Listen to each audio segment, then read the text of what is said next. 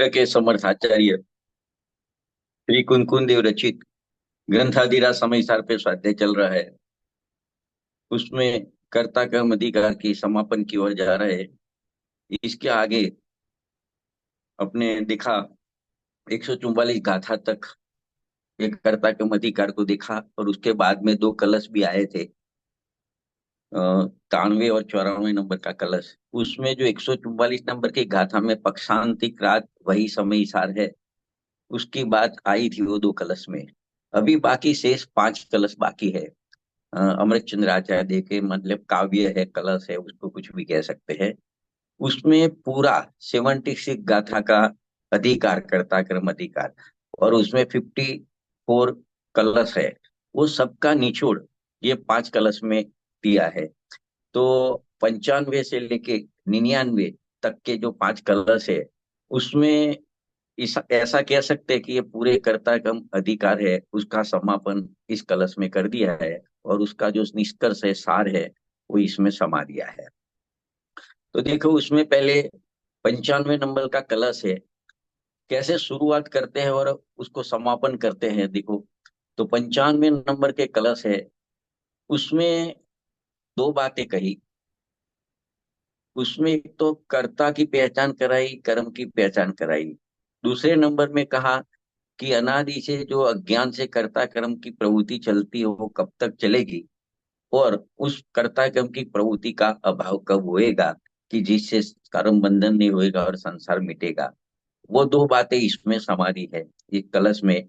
कलश में पढ़ता हूं, अनुष्टुप छंद में है।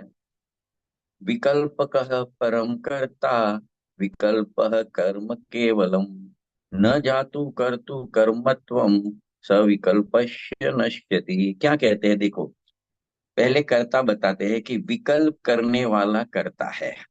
एक बात, अभी यहाँ विकल्प किसको कहा उसको आगे देखेंगे। अभी तो कर्ता इतना बताया कि विकल्प करने वाला करता है, और कर्म कौन है, वह विकल्प ही उसका कर्म है। एक तो ये बात बताई कर्ता कर्म की, जो विकल्प करने वाला है वो करता है, और उसका वो विकल्प वही कर्म है। एक तो ये बात बताई। अभी दूसरी बात क्या करते हैं कि जो सविकल्प पुरुष होता है, उसकी कर्ता कर्म की प्रवृत्ति कभी नष्ट नहीं होती है। मतलब कहने का तात्पर्य है कि जब तक विकल्प भाव है, तब तक कर्ता कर्म भाव है, और जब विकल्पों का अभाव हो जाता है, तब कर्ता कर्म भाव का भी अभाव हो जाता है। तो देखो यहाँ विकल्प किसको कहा, वो बहुत इस अधिकार में यहाँ पे पर्टिकुलर इस कलश में, इस गाथाओं में विकल्प किसको कहा वो बहुत समझना जरूरी है। अथवा तो सविकल्प पुरुष किसे कहा, वो बात बहुत समझनी जरूरी है। तो देखो पहले तो मोह राग देश जो होता है, उसको ही विकल्प कहते हैं। सामान्य अपेक्षा पहले समझो। मोह राग देश क्रोध मान माया लोभ, वो सब विकल्प है। जितने भी राग है वो सब विकल्प है। लेकिन यहाँ विकल्प उसको नहीं कहा खाली। यहाँ विकल्प किसको कहा कि ऐसे राग देश में विकल्पों में एकत्व ममत्व कर्तृत्व भोक्तृत्व स्थापित जो जीव करता है, वो अज्ञानी मिथ्या दृष्टि है। तो ऐसे अज्ञानी मिथ्या दृष्टि को सविकल्प कहा गया है। मतलब विकल्प में विकल्प करना, विकल्प में एकत्व करना, विकल्प में ममत्व करना, विकल्प का कर्ता बनना, विकल्प का भोक्ता बनना, उसको यहाँ पे विकल्प कहा, और ऐसे पुरुष को सविकल्प पुरुष कहा गया है यहाँ से। तो यहाँ कहना ये चाहते हैं अमृतचंद्र आचार्य कि ऐसे सविकल्प अज्ञानी की कर्ता कर्म की प्रवृत्ति कभी नाश नहीं होती, वह इस छंद में बताया गया है। तो देखो ये कलश के ऊपर राजमल जी पांडे साहब ने भी कलश टीका की है। उन्होंने ये इसका भाव इस तरह से किया कि जो कर्म जनित रागादि भाव होते हैं, मतलब देखो उसको आत्मा जनित तो नहीं कह सकते, क्योंकि आत्मा तो ज्ञान स्वभावी है। तो आत्मा कुछ जनेगा तो वो ज्ञान जनेगा, ज्ञान दर्शन आएगा, वो राग नहीं आएगा। तो उस हिसाब से उसको कर्म जनित कहा, कर्म के उदय में राग होता है। तो उन्होंने सीधा ये कहा कि कर्म जनित जो रागादि भाव होते हैं, उसमें अपनापन जो मानता है वो मिथ्या दृष्टि है, वही सविकल्प है, वह जीव सविकल्प है। और यहाँ कहते हैं कि इस प्रकार के सविकल्प मिथ्या दृष्टि जीव का कर्ता कर्म का भाव कभी नष्ट नहीं होता। मतलब जो ऐसा जानता है कि ये क्रोध मेरा कर्म और मैं उसका करता हूँ, ऐसा जो विकल्प करता है क्रोधादि भावों में, रागादि भावों में, उसकी कर्ता कर्म की प्रवृत्ति अनादि से ऐसी चल रही है, वो कभी नष्ट होने वाली नहीं है। तो देखो, उन्होंने और ये खोला पंडित राजमल जी पांडे साहब ने कि परद्रव्य और रागादि भाव में एकत्व, ममत्व, कर्तृत्व और भोक्तृत्व भावों को ही उन्होंने कहा अशुद्ध भाव कहा पहले। और ये ऐसे अशुद्ध भाव मिथ्या दृष्टि के हैं। किसको अशुद्ध भाव कहा? परद्रव्य और रागादि भाव में जो एकत्व बना होता है, ये राग मेरे है, मैं राग का करता हूँ, ऐसा जो भाव होता है उसको अशुद्ध भाव कहा। और ऐसे अशुद्ध भाव मिथ्या दृष्टि को होता है। मतलब सम्यक दृष्टि को राग हो सकता है, लेकिन राग मेरा है, मैं राग का करता हूँ, राग मेरा स्वभाव है, ऐसा भाव उसको कदापि नहीं होता। तो ऐसे भाव मिथ्या दृष्टि को होता है। मिथ्या दृष्टि राग भाव का कर्ता बनता है, तो उसको कर्ता कहा है। सम्यक दृष्टि जीव होता है, वो ज्ञान भाव को अपना भाव जानता है, राग भाव को अपना भाव नहीं जानता और उसको अपना कर्म नहीं जानता। इसके लिए सम्यक दृष्टि को उसका कर्ता नहीं कह सकते। तो ये उनको यहाँ पे बताना है। तो इसमें एक बात ध्यान रखनी है कि देखो, सम्यक दृष्टि, सम्यक दर्शन होने के बाद जीव को राग तो रह जाता है, तो उसको चारित्र मोहिनी कर्म संबंधी राग कहते हैं। वो उसको विद्यमान है, अपनी भूमिका अनुसार विद्यमान है। मतलब चौथे गुण स्थान में तो अप्रत्याखान है, पांचवें गुण स्थान में तो प्रत्याखान का राग है, छठे सातवें गुण स्थान मुनि दशा में है तो स्वंदन संबंधी राग है। वो राग उसकी भूमिका युक्त उसको विद्यमान है। उस राग को यहाँ सविकल्प नहीं कहा, लेकिन ये चारित्र मोह करा हुआ है। लेकिन ऐसा जो राग होता है, कोई भी जीव को सामान्य रूप से राग होता है और राग को ही अपना स्वभाव मानता है, उसका अपने को कर्ता मानता है, ये राग मेरा है, ऐसा जो मानता है उसको यहाँ पे उस सविकल्प जीव कहा है। बनारसी दास जी ने भी इसी बात को बहुत अच्छी तरह से समझाया है नाटक समय सार में। उन्होंने कहा मिथ्या दृष्टि यानी सविकल्प जीव दिन रात मिथ्या भावों को धारण किया रहता है। इस कारण मिथ्या दृष्टि जीव को ऐसे रागादि भावों का, मतलब रागादि भाव में अपना मानना, उसका उसको कर्ता कहा गया है। तो देखो, बनारसी दास जी ने तो सीधे सविकल्प का अर्थ सीधा मिथ्या दृष्टि जीव ले लिया। तो उनका कहने का मतलब यही निकलता है कि जो चारित्र संबंधी राग विकल्प होते हैं, उन उसको उन्होंने विकल्प की श्रेणी में नहीं रखा, लेकिन राग को अपना मानता है, कर्ता मानता है, उसको यहाँ पे सब विकल्प की श्रेणी में रखा है। अभी गांधी स्वामी जी की बात करें तो उन्होंने भी इस बात को समझाया है। देखो, अपने क्या समझ रहे हैं बराबर समझना है कि अज्ञान से कर्ता कर्म की प्रवृत्ति कब तक है।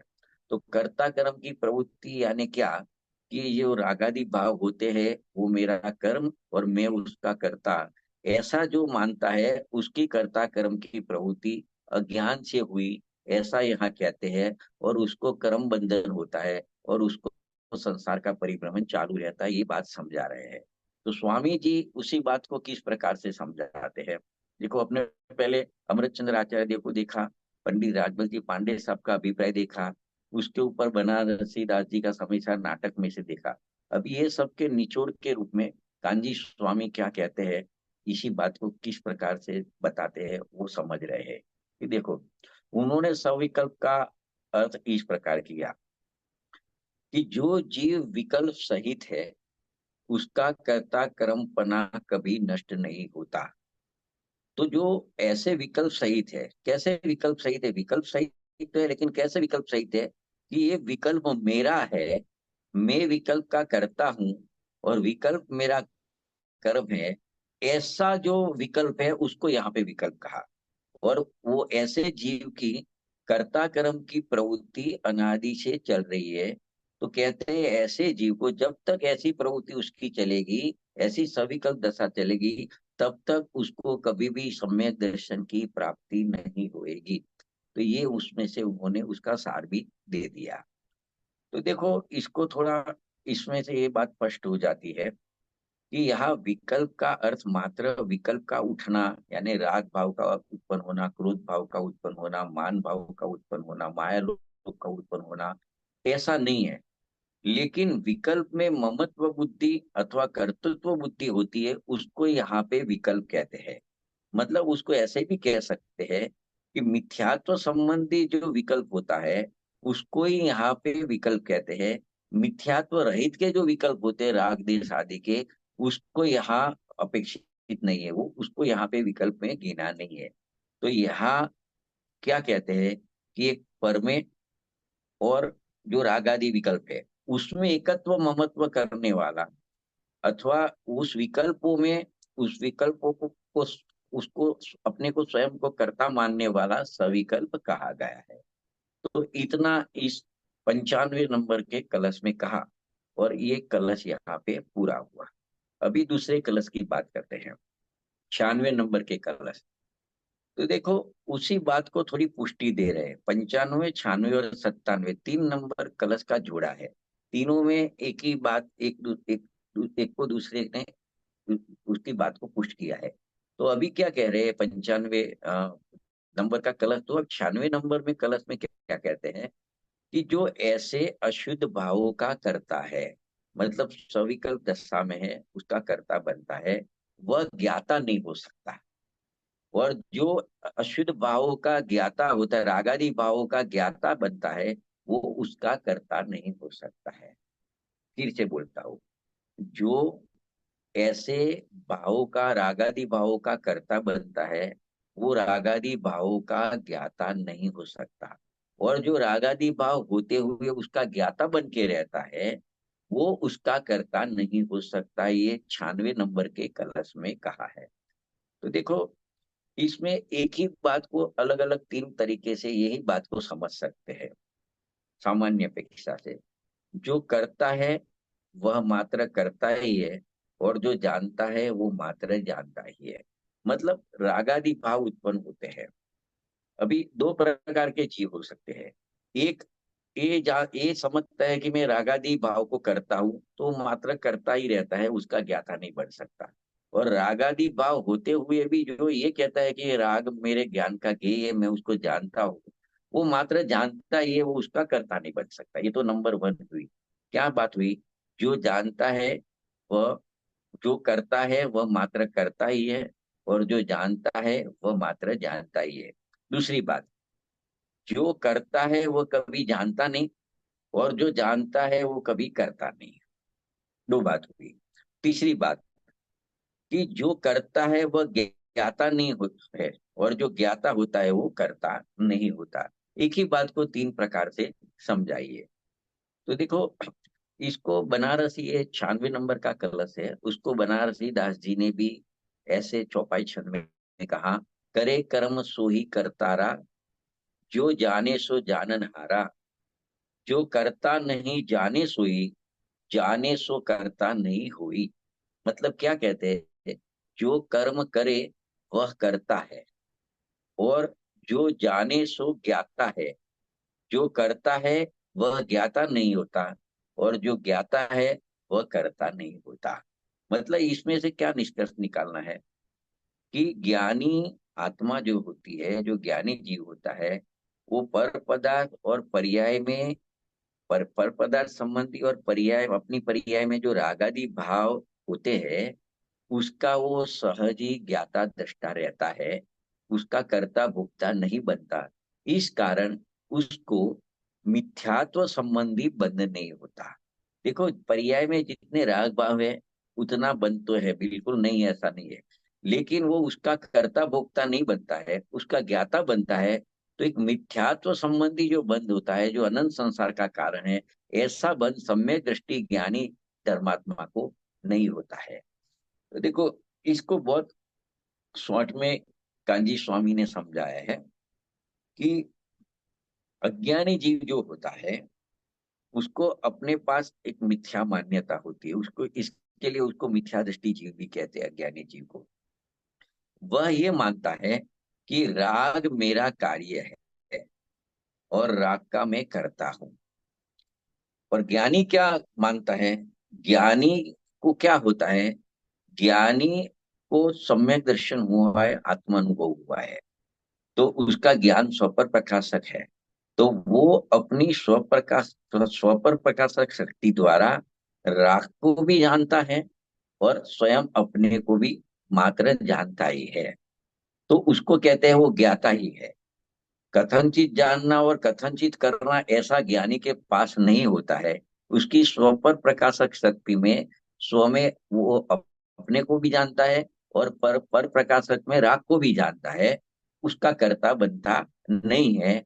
तो इसके लिए उसको इनका कारण ये है कि कर्तृत्व और ज्ञातृत्व दोनों भाव एक साथ में कभी नहीं रह सकते। जिसके पास कर्तृत्व भाव है उसके पास ज्ञातृत्व भाव नहीं रहता, और जिसके पास ज्ञातृत्व भाव है उसके पास कर्तृत्व भाव नहीं रह सकता। इस प्रकार से 96 नंबर के कलश में कहा। 95 नंबर पूरा हुआ, 96 नंबर का कलश हुआ, दो कलश पूरे हुए। तीसरा कलश है 97 नंबर का। उसमें भी इसी प्रकार की कुछ बात कही है। वो इस प्रकार से है कि वहां एक करोति क्रिया और गप्ति ज्ञप्ति क्रिया, दो क्रिया की बात की है, और क्रिया के माध्यम से ये बात समझाई है। तो देखो क्या कहते हो, अ, क्या कहते हैं अमरचंद्र आचार्य इस 97 नंबर के कलश में, कि करने रूप क्रिया के भीतर जानने रूप क्रिया भाषित नहीं होती। मतलब जब राग उत्पन्न होता है तो राग को करने में लग ऐसा मानता है, ये राग में कर रहा हूं, तो उसमें उसको मैं जानने वाला हूँ, वो भूल जाता है। और जो जानने रूप क्रिया में रहता है, जब राग आता है तो वो जानने की क्रिया में आता है ज्ञानी, तो उसके भीतर करने रूप क्रिया उसको भाषित नहीं होती। जब वो ज्ञाता बनता है तो कर्ता नहीं बन सकता, और जब वो जो कर्ता बनता है वो उसका ज्ञाता नहीं रह सकता। तो इसीलिए उन्होंने कहा कि व्यक्ति क्रिया और करोति क्रिया दोनों भिन्न भिन्न है। नप्ति क्रिया यानी मात्र जो जो पदार्थ है, जो भाव है, जो राग है, उसको मात्र जानना, उसको कहते हैं व्यक्ति क्रिया। और कोई उसका कर्ता बनता है अपनी मान्यता, उसको कहते हैं करोति क्रिया। तो कहते हैं ज्ञप्ति क्रिया और करोति क्रिया दोनों भिन्न भिन्न है। इसमें से ये निकला निष्कर्ष कि जो ज्ञाता है वो कर्ता नहीं है। ये इसमें से निकलता है।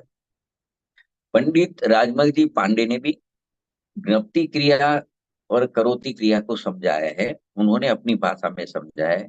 ज्ञप्ति क्रिया का अर्थ ज्ञान गुण और करोति क्रिया का अर्थ मिथ्यात्व सहित के रागादि रूप चिकनापना। तो ये दो बात कही उन्होंने। और अपनी बात को स्पष्ट करते हुए उन्होंने लिखा कहा कि ज्ञप्ति माने ज्ञान गुण और करोति माने मिथ्यात्व रागादि रूप चिक्कणता इनमें नहीं भासते। ऐसा कहा, इनमें नहीं भासते, उनके छंद में आता है।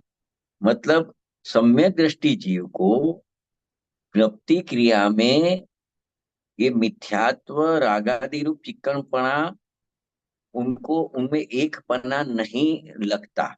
सम्यक दृष्टि जीव को ज्ञान क्रिया में और एक करोति क्रिया में एक पना नहीं लगता। मिथ्या दृष्टि जीव की बात अलग है। मिथ्या दृष्टि जीव के पास ज्ञान गुण भी है, उस ज्ञान गुण भी है, और उसके पास रागादि चिक्कणता भी है। लेकिन उसको जो कर्म का बंधन होता है मिथ्या सहित, वो रागादि चिक्कणता से होता है। रागादि चिक्कणता यानी क्या? रागादि भाव को अपना मानना, उसका कर्ता मानना, भोक्ता मानना, उसको कहते हैं रागादि चिक्कणता। तो अज्ञानी के पास ज्ञान गुण तो है, वो तो स्वभाव है ज्ञान तो, और उसके पास रागादि चिक्कणता भी है। तो उसको जो बंध होता है वो रागादि चिक्कणता से होता है। ज्ञान गुण के परिणमन से उसको भी बंध नहीं होता है। ज्ञान तो मात्र जानने का ही काम करता है, और जानने रूप क्रिया तो स्वभाव रूप क्रिया है, तो उससे कभी बंध नहीं होता। लेकिन अज्ञानी मिथ्या दृष्टि को जो बंध होता है, तो उसको जो रागादि चिक्कण पड़ा है, मतलब रागादि भाव में एकत्व ममत्व भाव पड़ा है, उससे उसको बंध होता है। ज्ञान रूप परिणमन में उसको बंध नहीं होता। तो अज्ञानी को बंध कैसे होता है ये भी बताया कि ऐसा ही वस्तु का स्वरूप है कि ज्ञान गुण अथवा जानने रूप परिणमन जो जीव करता है उसको कभी भी बंध नहीं होता। लेकिन राग होता है और राग में एकता करता है, कर्ता बनता है, उसको ही कर्म का बंध होता है। तो इस प्रकार से मतलब ये निकलता है कि द्रव्य का जो स्वभाव है, ज्ञान स्वभाव है, ज्ञान गुण है, वो वो कभी रागादि भाव का कर्ता नहीं हो सकता। अशुद्धपना जो है मतलब राग को अपना मानता है, वह कर्ता बनता है। इसके लिए सम्यक दृष्टि जीव को अशुद्धपना नहीं है, ऐसा यहाँ पे कहा है। इसके लिए सम्यक दृष्टि जीव रागादि भाव का कर्ता नहीं है। अभी इसको आधार बनाकर बनारसी दास जी ने नाटक समय सार में कहा कि क्या कहा, एक निष्कर्ष रूप में उसको लेते हैं खाली, कि जो व्यक्ति स्वयं में ही उत्पन्न होने वाले रागादि भाव का कर्ता बनता है, उन्हें अपना जानता मानता है, वो रागादि भावों को अपना जानता है, अपना मानता है, उसको कर्तृत्व बुद्धि रूप और स्वामित्व बुद्धि रूप यानी ममत्व बुद्धि रूप मिथ्यात्व होता है। फिर से बोलता हूं, देखो, जो व्यक्ति स्वयं में अपनी पर्याय में उत्पन्न होने वाले जो रागादि भाव है उसका कर्ता बनता है, उसको अपना जानता है, अपना मानता है, उसको कर्तृत्व बुद्धि और स्वामित्व बुद्धि जिसको कहते हैं, ऐसे मिथ्यात्व जो भाव है वो उसको हो जाता है। उसको अनंतानुबंधी संबंधी राग दिस कहे जाते हैं। ऐसे राग, राग तो राग ही है, लेकिन जब उसको अपना माना तो उसको अनंतानुबंधी राग कहते हैं। तो ऐसे राग कहते हैं, और वह जीव उनका वो रागादि भावों का कर्ता होता है, और रागादि भाव उसके कर्म बनते हैं। इस प्रकार अज्ञानी मिथ्या दृष्टि जो जीव है वो रागादि भावों का कर्ता होता है, और रागादि भाव उसके कर्म होते हैं। पर वो अज्ञानी जीव भी पर द्रव्य का तो कर्ता भोक्ता नहीं बन सकता। मतलब ज्ञानी तो ज्ञाता रहता है, अज्ञानी अपने रागादि भाव का कर्ता और उसके दुख का भोक्ता बनता है।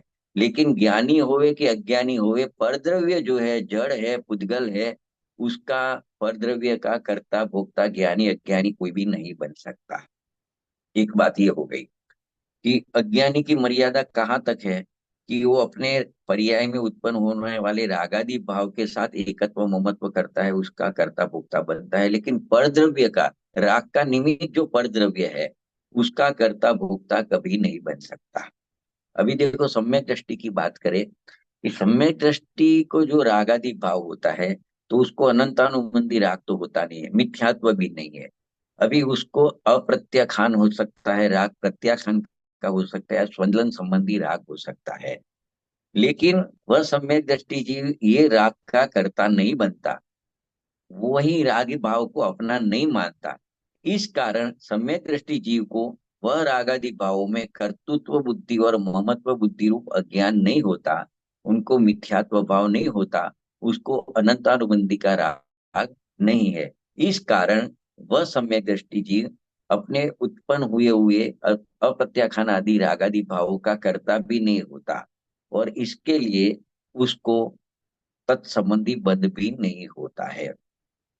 देखो, उसको जो अप्रत्याखान आदि संबंधी राग होता है, पर्याय में विद्यमान होता है, उतना तो उसको बंध होता है। वे रागादि भाव और वह बंध अनंत संसार का कारण नहीं होने से यहाँ पे उसको बंध में गिना नहीं जाता है। जो मिथ्यात्व और अनंतानुबंधी संबंधी जो बंध होता है वो दीर्घ संसार देता है, अनंत संसार देता है, तो उसको ही यहाँ पे बंध में गिना जाता है।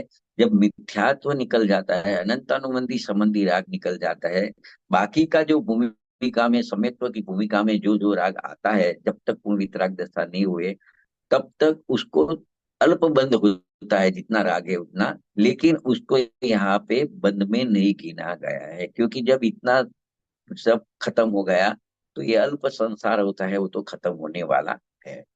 तो देखो, पंडित जयचंद जी छाबड़ा साहब ने मूल ग्रंथ में इसकी चर्चा इस प्रकार से की है कि जब आत्मा इस प्रकार परिणमन करता है, किस प्रकार से, कि मैं परद्रव्य को करता हूँ, तब तो वह जीव कर्ता भाव रूप परिणमन क्रिया के करने से अथवा करोति क्रिया के करने से उसका कर्ता ही है।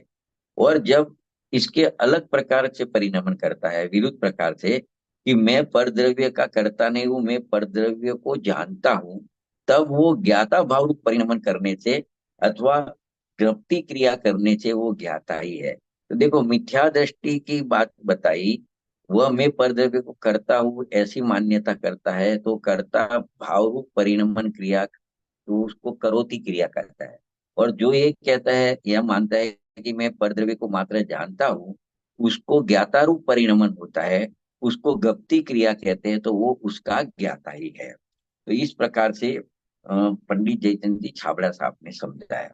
अभी देखो, ये एक कलश है 97 नंबर का, उसको कांजी स्वामी ने किस प्रकार से समझा है, वो बहुत समझने जैसा है। ये बहुत मार्मिक बात है कि देखो, जो जीव राग के परिणाम रूप क्रिया को करता है, तो देखो उसमें क्या कहना है कि जो शुभ राग होते हैं, दया दान वध जप वत तरफ भक्ति के जो भाव होते हैं, शुभ राग होते हैं, तो जो जीव ये शुभ राग की क्रिया मेरी है, मैं शुभ राग की क्रिया करता हूँ, ऐसा जो मानता है, शुभ राग तो इसको होता है, लेकिन ये मेरी क्रिया है, मेरा कर्म है, मैं उसको करता हूँ, ऐसा जो मानता है, उसे अपना ज्ञाता दृष्टा स्वभाव भाषित नहीं होता। अर्थात वह ज्ञाता दृष्टा स्वभाव में रहने रूप क्रिया को नहीं कर सकता, वह ज्ञाता दृष्टा कभी नहीं रह सकता है। तो देखो, यहाँ पे क्या कहना है कि जड़ की क्रिया की तो यहाँ पे बात करने की नहीं है, जड़ की यानी अन्य कोई परद्रव्य की क्रिया करने की तो बात है नहीं, क्योंकि आत्मा पुद्गल द्रव्य का कर्ता कभी होता नहीं है। उसकी बात बाद में आएगी, अभी थोड़ी आगे जाके। यहाँ तो अभी ये कहना है कि आत्मा और आत्मा की अशुद्धता के बीच की बात यहाँ पे करते हैं। मतलब आचार्य देव को यहाँ ये कहना है कि जिसे ऐसा भाषित होता है कि मैं राग की क्रिया करता हूँ, परद्रव्य की क्रिया की बात नहीं, मैं राग की क्रिया करता हूँ, उसे अपनी जो जानन क्रिया है वो उसको भाषित नहीं होती। ऐसा क्यों कांजी स्वामी ने स्पष्ट किया? क्योंकि जगत के जो लौकिक जन है, वो दया दान व्रत आदि बाह्य क्रियाओं करते हैं और उनको धर्म का साधन मानते हैं। तो यहाँ वो समझा रहे हैं कि भाई, यह मान्यता तेरी यथार्थ नहीं है। राग की क्रिया में कर्तृत्व में आत्मा का ज्ञाता दृष्टा स्वभाव रूप परिणमन नहीं हो सकता। जब राग का तू कर्ता बनने बैठ गया, तो मैं जानने देखने वाला हूं, तो वो जानने देखने रूप क्रिया में तू नहीं आ सकता है। तो देखो, ज्ञान स्वरूपी जो आत्मा है, वो अपनी आत्मा का, अपने स्वभाव का संवेदन करके और जानने रूप उसके जो क्रिया होती है, उसको कहते हैं ज्ञान की क्रिया। तो जो अपनी आत्मा का संवेदन करते हैं, उसको कहते हैं कि वो ज्ञान क्रिया करते हैं। उसको ज्ञान रूप, श्रद्धान रूप, वितरागी शक्ति रूप तथा आनंद रूप क्रिया का परिणमन उसको हुआ, ऐसा कहने में आता है। ये सबको एक नाम दे तो वो सब ज्ञान की क्रिया है। तो ऐसी जब ज्ञान की क्रिया का काल होता है, जब ज्ञान की क्रिया होती है, तो उस समय उसको राग के कर्तृत्वपना, अज्ञान की क्रिया भाषित ही नहीं होती, क्योंकि वो तो ज्ञान जानने रूप परिणमन में लगा है। तो ये राग है, यानी राग का मैं करता हूँ, राग मेरा कर्म है, ऐसा उसको विकल्प उठता नहीं है। तो यहाँ प्रश्न हो सकता है कि ज्ञानी को राग होता है कि नहीं होता है? तो देखो, कि नहीं होता है ऐसी बात नहीं है। ज्ञानी को भी ऐसे दया दान व्रत जप भक्ति पूजा यात्रा का राग तो होता है। फर्क क्या पड़ गया है? अज्ञानी को भी होता है, ज्ञानी को होता है, लेकिन ज्ञानी ये राग की क्रिया मेरी है ऐसा उसको भाषित नहीं होता। मतलब वो राग की क्रिया का स्वामित्व उसको नहीं है, वह उस क्रिया को अपनी क्रिया नहीं मानता। ऐसे जब सम्यक दर्शन होता है, आत्म अनुभव होता है, चौथा गुणस्थान प्रकट होता है, मिथ्यात्व गुणस्थान का अभाव होके सम्यक्त्व का चौथा गुणस्थान होता है, उस जीव की ये बात है।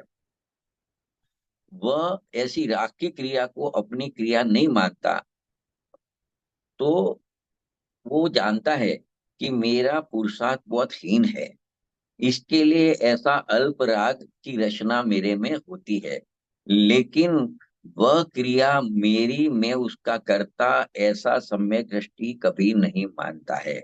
क्योंकि ज्ञानी तो ऐसा ही जानता है कि ये जो जानने रूप ज्ञानी रचना होती है, ज्ञान की रचना होती है, वही मेरा कार्य है, वही मेरी क्रिया है। मतलब निष्कर्ष ये निकला कि ज्ञानी को पर्याय में राग तो होता है भूमिका अनुसार, परंतु वह राग का स्वामी नहीं होता। तो यहाँ पे ये बात निकलती है। तो देखो इसमें से क्या निकलता है कि एक आती है करोति क्रिया, अर्थात आत्मा का अशुद्धपना। अशुद्धपना किसे कहा? कि राग होते हुए राग के साथ एकत्व करना, राग का कर्ता बनना, उसको कहते हैं करोति क्रिया। इसको ऐसा भी कह सकते हैं कि मिथ्यात्व रागादि रूप क्रिया, उसको भी करोति क्रिया कहते हैं। और दूसरी यहाँ पे बताई है ज्ञप्ति क्रिया, अर्थात ज्ञानी की ज्ञाता भाव से रहने रूप क्रिया। राग आदि होने पर भी वह उसका ज्ञाता रहता है, राग को ज्ञेय मात्र जानता है, उसको कहते हैं ज्ञप्ति क्रिया। तो ये दोनों क्रियाएं भिन्न भिन्न है। तो देखो अज्ञानी के रागादि अशुद्ध क्रिया है, उसके केवल ज्ञाता दृष्टा रहने रूप ज्ञान की क्रिया नहीं है। और ज्ञानी ज्ञाता रूप ज्ञान क्रिया करता है, तो रागादि रूप अशुद्ध क्रिया उसको नहीं होता। तो इससे ये सिद्ध होता है इस कलश में कि ज्ञानी के ज्ञाता रूप ज्ञान क्रिया है, तो रागादि रूप अशुद्ध क्रिया नहीं है। तो जो ज्ञाता है वह कर्ता नहीं है, और जो कर्ता बनता है वह ज्ञाता नहीं बन सकता। तो सम्यक दृष्टि जीव को अपना स्वभाव का आश्रय हुआ है। तो ये राग उत्पन्न होते हैं थोड़े बहुत अपनी कमजोरी से, परद्रव्य के लग से। तो राग रूप अशुद्ध क्रिया का वो कर्ता या स्वामी नहीं बनता। इसीलिए यहाँ पे क्या है कहा कि दोनों क्रिया एक साथ नहीं हो सकती, दोनों क्रियाएं भिन्न भिन्न है। एक दूसरी बात आती है, 110 नंबर का कलश है, आगे आएगा, आगे जाके आएगा। उसमें बहुत अच्छी दो धारा की बात बताई है, एक ज्ञान धारा और एक राग धारा। तो दोनों, वो मतलब दोनों की बात की है कि ज्ञान धारा जो है वो ज्ञान भाव से प्रवाहित होती है, और राग धारा है वो राग रूप प्रवाहित होती है। दोनों होते तो साथ में है साधक दशा में, परंतु दोनों एक में एक नहीं है, ऐसा वहां पे 110 नंबर के कलश में सिद्ध किया है कि ज्ञान धारा है वो तो धर्म है, संवर निद्रा का कारण है, और राग धारा या कर्म धारा है वह बंध का कारण है। यहाँ तो क्या कह रहे हैं, यहाँ उसी बात को टच किस प्रकार से करते हैं कि ज्ञानी के तो अकेली ज्ञान धारा है, क्योंकि उसको राग तो होता है, लेकिन राग होते हुए भी वह उसका कर्ता नहीं है। तो जिस समय रागादि भाव होता है उस समय तत्संबंधी स्वपर प्रकाशक ज्ञान स्वयं से उत्पन्न हो जाता है। तो काल एक है, तथापि दोनों के भाव भिन्न भिन्न है। राग का ज्ञान, राग की उपस्थिति है इसके लिए हुआ ऐसा नहीं है, बल्कि राग के काल में ही स्वपर को जानने रूप जो ज्ञान क्रिया है वो स्वतः अपने निज रस से उत्पन्न होती है। तो ज्ञान में राग निमित्त है यह तो कहा, परंतु राग में ज्ञान का निमित्त पना नहीं हो सकता। मतलब राग होता है तो वहां ज्ञान होता है ऐसा नहीं है, लेकिन जब ज्ञान होता है तो वहां पर प्रकाशक से राग है तो राग का भी ज्ञान होता है, ज्ञान में राग निमित्त है, ऐसा तो यहाँ पे कह सकते हैं। तो देखो एक प्रश्न यहाँ पे अच्छा उठाया है कि चौथा गुणस्थान पांचवा और छठा गुणस्थान वाला जीव होता है, उसको चारित्र मोह के उदय से राग देश है, फिर भी यहाँ पे आप कहते हैं वो ज्ञाता है। देखो दूसरी तरफ से देखे, दूसरा प्रश्न इसमें होता है कि बड़े बड़े ज्ञानी धर्मात्मा युद्ध लड़ते हैं, चौथे पांचवें गुण स्थान में धंधा व्यापार भी करते हैं, शादी ब्याह भी करते हैं, तो उनको राग देश तो है ही। जैसे भरत जी और बाहुबली जी की बात करें, दोनों साइक सम्यक दृष्टि थे, तद भाव तद तद भव मोक्षगामी भी थे। उन दोनों के बीच में भी युद्ध हुआ। भरत जी ने तो 16,000 शादियां भी की थी। तो वे इन राग देश के परिणामों के कर्ता थे या नहीं थे? क्या उन्हें राग देश का कर्ता कहा जाएगा कि नहीं कहा जाएगा, ये प्रश्न है। तो यहाँ पे ऐसा जवाब आता है कि उसको ऐसा राग हुआ था, वो बात सच है, लेकिन वो सम्यक दृष्टि पुरुष थे, तो उनको राग देश का कर्ता नहीं कहा जाएगा। क्योंकि देखो, चौथे गुणस्थान वाले जीवों को श्रद्धा और ज्ञान में पर द्रव्य का स्वामित्व रूप और कर्तृत्व का अभिप्राय छूट गया है। मतलब पर द्रव्य का मैं करता हूँ, ऐसा उसका अभिप्राय उसको श्रद्धा में और ज्ञान में छूट गया है। उनको भले राग का परिणमन तो होता है, तो वो परिणमन भी उनको उदय की बड़जोड़ी से होता है, लेकिन जो राग आया, द्वेष आया, उसके वो ज्ञाता ही रहते हैं। इस कारण से जैसे अज्ञानी जीव को रागादि भाव का कर्तापना होता है, ऐसा कर्तापना इस ज्ञानी जीव को नहीं होता है। तो देखो कि एक बात इसमें ये भी निकली कि ज्ञानी का कषाय रूप रागद्वेष रूप परिणमन उदय की बड़जोरी से होता है। तो एक प्रश्न और निकलता है कि ज्ञानी की राग रूप परिणति कर्म के कारण है, कर्म के उदय के कारण होती है? तो कैसे? ऐसा भी नहीं है। ज्ञानी को जो राग होता है, तो लेकिन राग की रुचि नहीं है, उसको राग करना है ऐसा अभिप्राय उसका छूट गया है, उसको राग में स्वामित्वपना नहीं रहा है, तथापि उनको राग होता है, वो अपनी कमजोरी से होता है। तो वह सम्यक दृष्टि जीव भी समय समय की पर्याय का जो पर्याय उसकी जो होती है, वो पर्याय का धर्म है, वो पर्याय का स्वकाल है राग रूप परिणमन करने का। तो वह ज्ञानी जीव, वह ये बताता है कि ये ज्ञानी जीव की पुरुषार्थ की कमजोरी है, वह इसमें से ये सिद्ध निकलता है। लेकिन पर के कारण या कर्म बलवान हो गए इसके कारण राग होता है, ऐसा नहीं है। दो सिद्धांत लिए। एक तो पर्याय की अपनी स्वतंत्रपने षटकारक रूप से राग रूप परिणमन की योग्यता है। इसमें से ये जाहिर होता है कि ये ज्ञानी जीव होता है, उसका उस समय पुरुषार्थ भी हीन रहता है, तो उसकी उस समय की पर्याय में राग उत्पन्न हो जाता है। तो वो कोई परद्रव्य के कारण राग हुआ या कर्म की बलजोरी हुई इसके लिए राग हुआ, ऐसा नहीं है। दृष्टि की प्रधान साथे बोले तो उसकी दृष्टि तो अपने स्वभाव के ऊपर पड़ी है।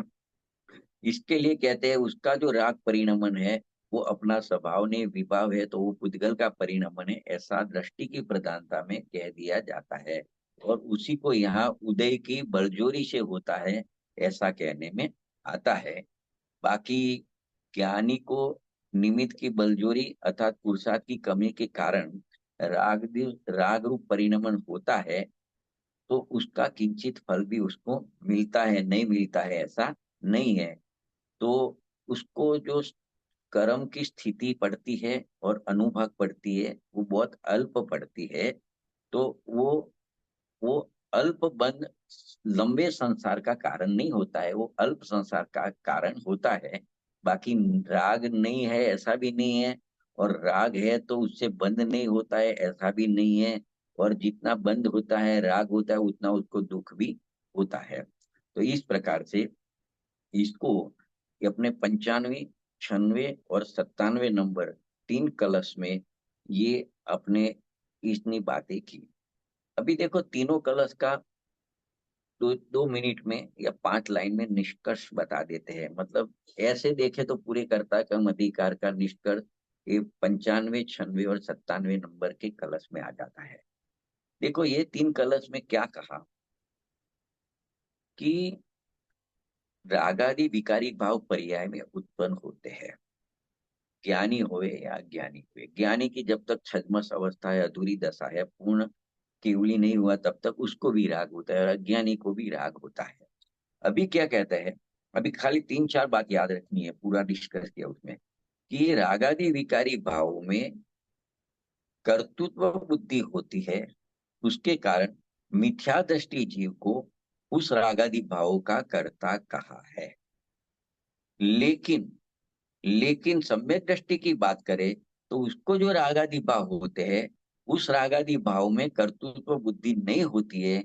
इस कारण वो सम्यक दृष्टि जीव उस रागादि भाव के कर्ता नहीं बनते हैं, लेकिन वो सहज ज्ञाता दृष्टा भाव से परिणमित होते हैं।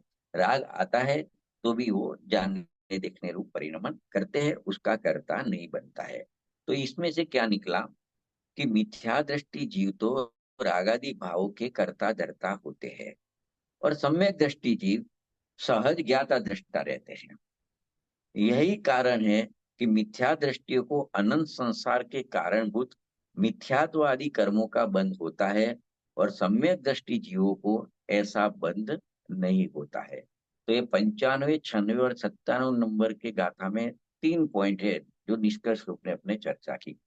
अभी 98वां नंबर का कलश आएगा, और एक 99वें नंबर का, 2 कलश है, वो 5-7 मिनट का समय है, उसमें मतलब पूरे हो सकते हैं।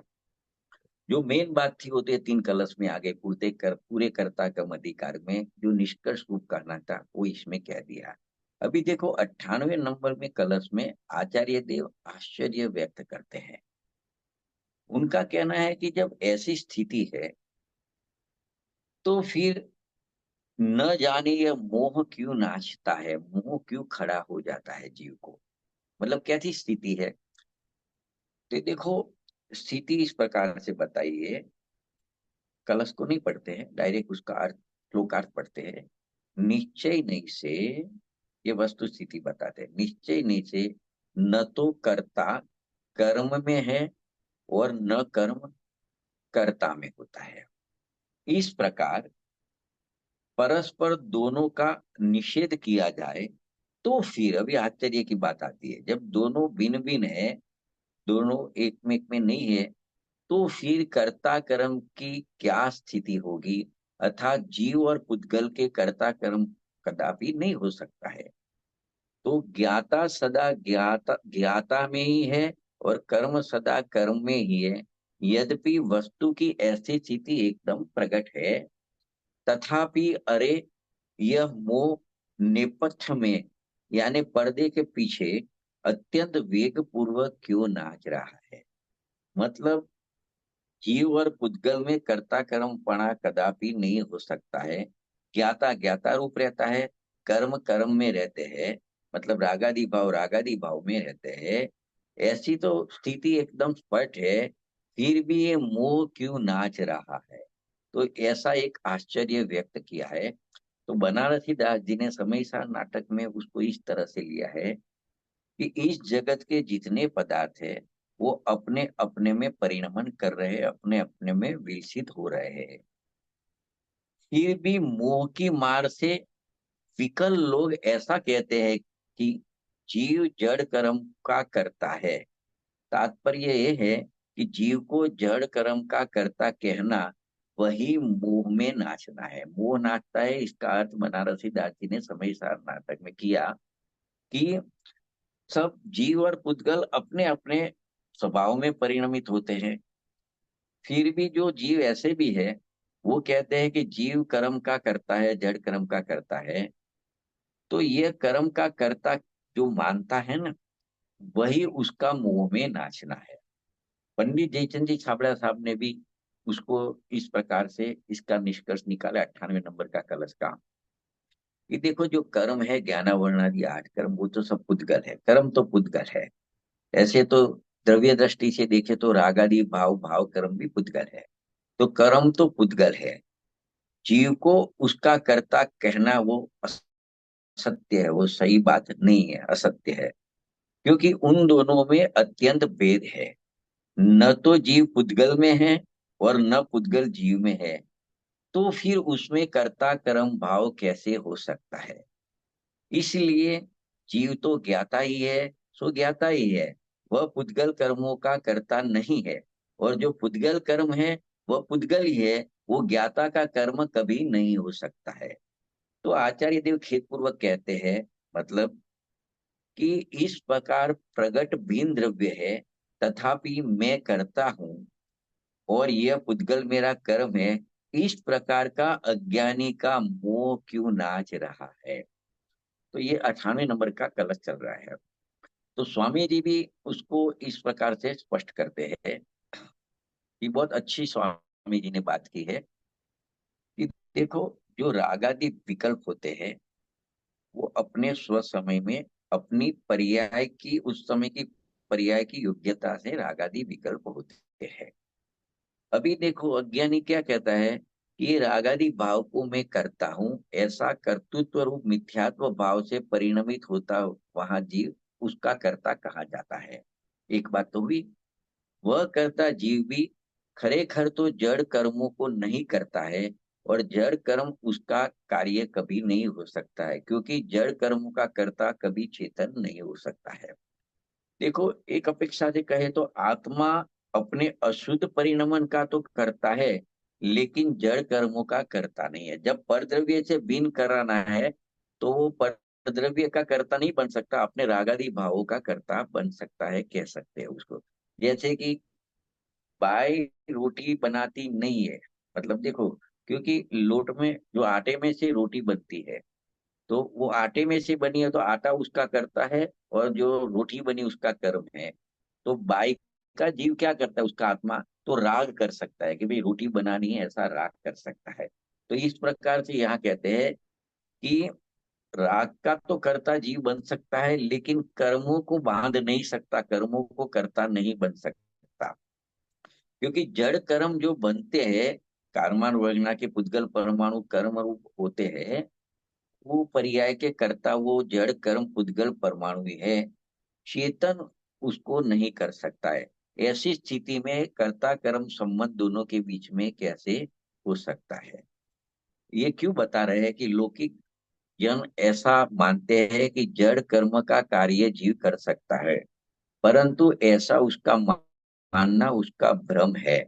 ये शरीर है, मन है, वचन है, पैसा है, ये सब उद्गल द्रव्य है, और आत्मा उससे अत्यंत भिन्न है। तो जो जड़ की क्रिया होती है, मन वचन काया की, पैसे का आना जाना, वो सब जड़ पुद्गल की अवस्था होती है, उसका कर्ता आत्मा नहीं है।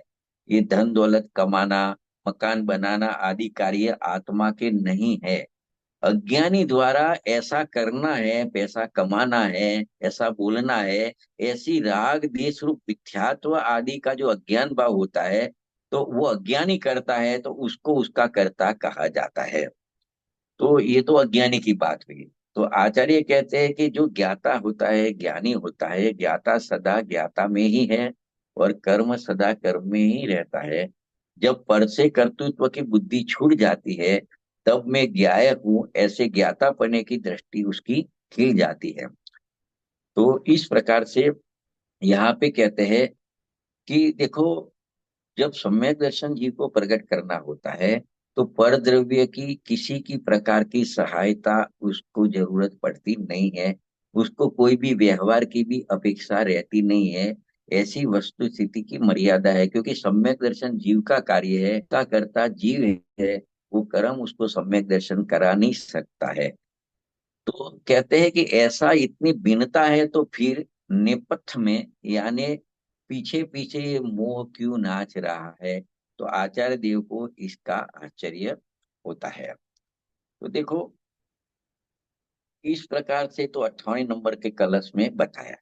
अभी देखो, अभी ये सब कलश का उपसंहार आगामी 99 नंबर के कलश की में करना है। तो उसके उत्थानिका में लिखते हैं, वो इसमें एक वाक्य मूल ग्रंथ में लिखा हुआ है, अथवा ना नट्यता तथापि।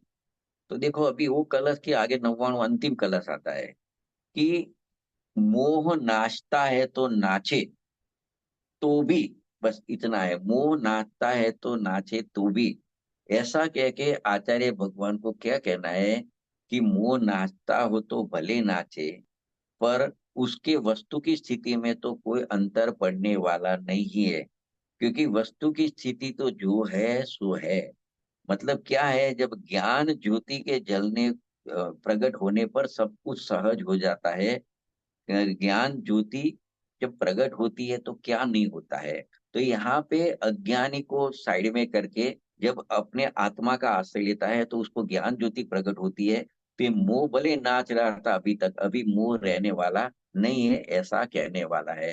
तो ये 99 नंबर के कलश में कर्ता कर्म अधिकार का समापन करते हैं और ज्ञान ज्योति कैसे प्रकट होती है उसकी बात कर रहे हैं। कि देखो ज्ञान ज्योति कैसी है, अचल है, व्यक्त है, चित्त शक्तियों के समूह के भार से अत्यंत गंभीर है। ये इसके विशेषण देखे महिमा की है। ज्ञान ज्योति सम्यक ज्ञान प्रकट होता है उसका।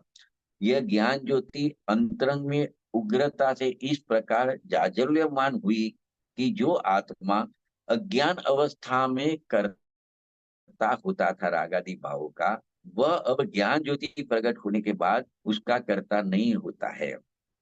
और देखो जब तक उसका अज्ञान था तब तक अज्ञान के निमित्त से कारमान वर्गणारूप पुद्गल परमाणु कर्म रूप होता था। अब वो कारमान वर्गणारूप भी कर्म रूप नहीं होता। इस प्रकार ज्ञान ज्ञान रूप रहता है और पुद्गल परमाणु रूपी रहता है। एक अंतिम जो कलश है उसका यहाँ पे निष्कर्ष दे दिया है।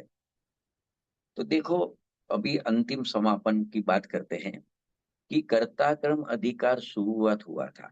तब कहा था कि जब तक अज्ञान जन्य कर्ता कर्म की प्रवृत्ति है, मतलब रागादि मेरा कर्म और मैं उसका कर्ता, ऐसी अज्ञान जन कर्ता कर्म की प्रवृत्ति है, तब तब ज्ञानावरण आदि कर्मों का बंध होता था। और जब अब अज्ञान जन्य कर्ता कर्म की प्रवृत्ति का अभाव हो गया तो तत्संबंधी जो बंध पहले होता था उसका भी अभाव नियम से हो जाता है।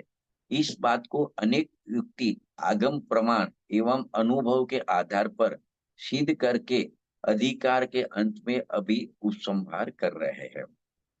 तो देखो यहाँ पे क्या कहते हैं कि जिस प्रकार जब प्रकाश होता है तो जितने पदार्थ है वो भिन्न भिन्न भाषित होने लगते हैं। इसी प्रकार जब ज्ञान ज्योति प्रकाशित होती है तो ज्ञान स्वभावी भगवान आत्मा है वो ज्ञाता रूप भाषित होने लगता है और जड़ पुद्गल है वो पुद्गल रूप भाषित होने लगता है। तो इसको कहते हैं सहज ज्ञाता दृष्टा स्वभाव प्रस्फुटित हो गया है। तो इतना इस 99 नंबर के 99 नंबर के अंतिम कलश में कहा है। तो इस प्रकार यहाँ पे कर्ता कर्म अधिकार समाप्त होता है। और उसको समापन करते हुए आचार्य भगवान ने एक अंतिम वाक्य लिखा है, वो इस प्रकार से है, इति जीवा जीवो कर्तु कर्म वेश विमुक्तो निष्क्रांतो। इसका अर्थ यह है कि इस प्रकार से जीव और अजीव कर्ता कर्म का वेश जो पहले लिया था शुरुआत में उसको त्याग कर वो बाहर निकल गए। तो देखो यहाँ पे पहले स्पष्ट अपने किया था कि आत्म ख्याति में समय सार को नाटक के रूप में प्रस्तुत किया है। तो इसके लिए इस प्रकार से यहाँ पे कहा है। तो इसको अंतिम में लेते हैं कि देखो यहाँ कहते हैं अंतिम एक उन्होंने क्षण लिखा है पंडित जयचंद जी छाबड़ा साहब ने। वो क्या कहते हैं, यह जीव अनादि अज्ञान के वश होकर विकार उत्पन्न करता हुआ पर का कर्ता बनता था। इस कारण उसे बंध होता है और उसके फलस्वरूप संसार में रहता हुआ सुख दुख को भोगता है। अब उसे सम्यक ज्ञान होता है तब यह पर का कर्ता नहीं बनता, विकार का कर्ता नहीं बनता। विकार रह गया लेकिन विकार का कर्तापना निकल गया और इसी कारण उसको उस प्रकार का बंध भी, मिथ्यात्व संबंधी बंध भी नहीं होता है और वो पर के बंधन से मुक्त हो जाता है और मुक्ति को प्राप्त कर लेता है। फिर सदा मुक्ति में ही निवास करता हुआ सदा आत्मा में ही सुविलास करता है और आत्मिक जो आनंद है, अतीन्द्रिय आनंद है, उसको ही भोगता है। इस प्रकार इस अंतिम क्षण जो पंडित जयचंद जी छाबड़ा साहब ने लिखा उसमें कर्ता कर्म अधिकार की संपूर्ण विषय वस्तु को समेट कर और अलग ढंग से उसको प्रस्तुत कर दिया। इस प्रकार कर्तृत्व और भोक्तृत्व संबंधी अज्ञान को मेटता हुआ, कर्ता कर्म की प्रवृत्ति का अभाव करता हुआ, सम्यक ज्ञान ज्योति को प्रज्वलित करता हुआ यह कर्ता कर्म अधिकार समाप्त हुआ। देखो इसमें से क्या सार निकला, तीन बातें आई अंतिम में। कर्तृत्व भोक्तृत्व संबंधी जो अज्ञान है ये अधिकार को समझने से वो मिट जाता है। और कर्ता कर्म की जो प्रवृत्ति थी वो भी मिट जाती है, और सम्यक ज्ञान ज्योति प्रकट हो जाती है।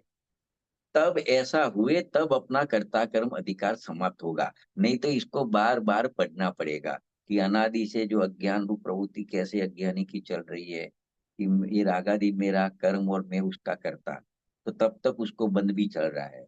और जब उसको वेद ज्ञान होता है तो उसका कर्ता नहीं मानता है, तो उसको सम्यक ज्ञान ज्योति प्रकट होती है।